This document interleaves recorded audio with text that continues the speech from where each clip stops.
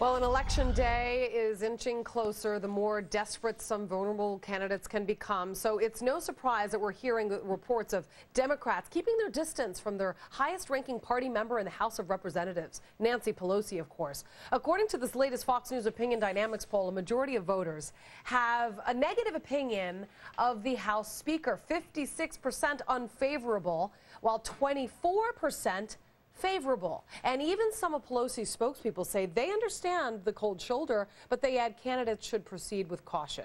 Joining us now is Ron Bonjean, former communications director to former House Speaker Dennis Hastert and former senior advisor to former Senate Majority Trent Lott, both Republicans, and Richard Socarides, a Democratic strategist and former special assistant to President Clinton. Gentlemen, thank you very much for coming on. Thank you. Richard, I want to start with you because with Democrats distancing themselves from Nancy Pelosi, obviously this is a very bold move. It might even make them seem as if they're alienating themselves from their own party.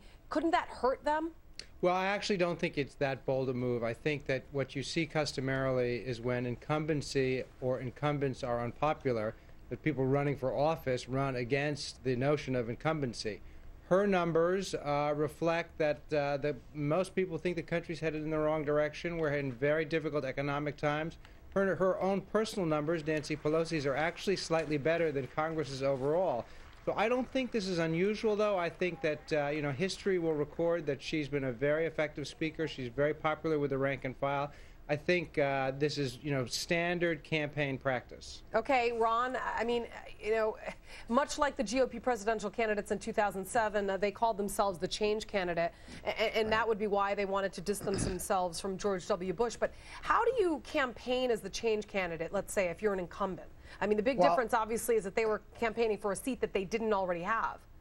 Yeah, I was going to say this is an unusual situation. Yeah. I mean, Speaker Pelosi is well known in the United States. I mean, go back to the 80s, nobody knew who Tip O'Neill was. And the House Democratic majority right now is like the Titanic, it's going down, and most pollsters recognize that.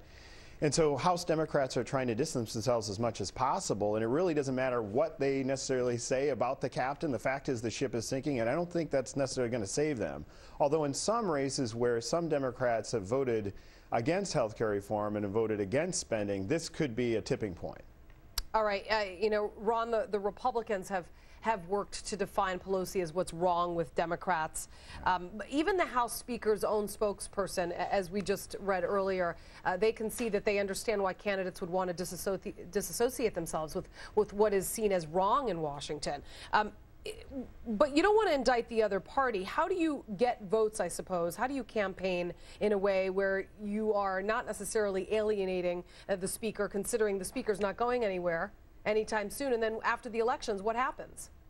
Well, I'll tell you, I don't think it really matters if they try to alienate the speaker or not. If I were them, I would do everything they can to distance themselves from Washington. Right now, you're talking about the outside candidates versus the inside candidates, in the Republicans versus Democrats. That is excellent advice from a man who knows what he's talking about. And if I were a Democrat, I would be trying to campaign on everything that's what's wrong with Washington. But the problem is, they promised change in 2008, and they didn't bring it. Well, so it's going to be very difficult exactly for them to accomplish that. He knows it. And Speaker Pelosi is the albatross around a lot of these Democrats. Richard, go ahead. I would just want to say Ron knows exactly what he's talking about, having been there and having worked for a Speaker of the House. I mean, anything associated with government in Washington right now is unpopular, highly unpopular. That's because people are unhappy with the way the government's been working or not working. It's because we've been having a hard time getting out of the worst economic disaster that we've had since the Great Depression. It's going to take time. The numbers are headed in the right direction. The Democrats are going to have a positive message. I think it's going to be a very close election. I don't think the Democrats are going to lose control of the House, but it is going to be close. And Nancy Pelosi, stands for a lot of what's been happening, but she will be regarded as a very effective speaker when compared to others in history, and we'll just have to see what the election holds. I just want to know what you think of Democrats, how far they really should go when it comes to distancing themselves from Pelosi. Congressman Bobby Bright, who happens to occupy a Republican Montgomery area seat, and I know you know what I'm about to talk about here, of Alabama, was asked last week about whether he planned to vote for Pelosi as Speaker, and he went so far as to joke, and I'm quoting here, that she might even get sick and die. I mean, that is going really far, and not be able to seek her post again. I mean, what kind of message does that send? Yeah, no, I'll tell you that I do think that crosses the line. When you're talking about policy issues and distancing yourself from the speaker on those terms, it makes a lot of sense because Speaker Pelosi, you know, she was an effective speaker, but effective in the wrong way. She took the country in the wrong direction. Right, that's exactly the point.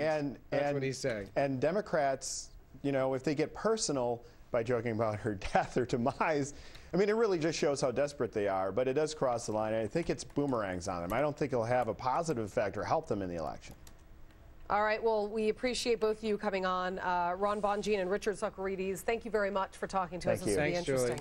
Wow, Pelosi alienating herself from the entire Democratic Party. Thank you so much.